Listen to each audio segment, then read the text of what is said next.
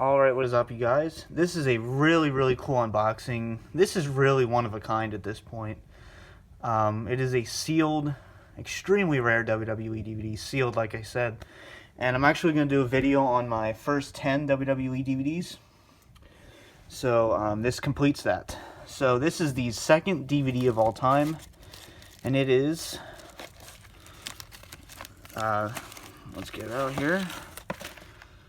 Hell yeah, the Stone Cold Saga continues, still sealed, which is insane. I can't believe I was able to find something like this. Still sealed, and extremely cheap price of $20.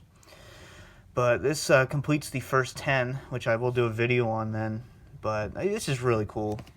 Yeah, obviously I'm going to keep it sealed. I'm not going to open it.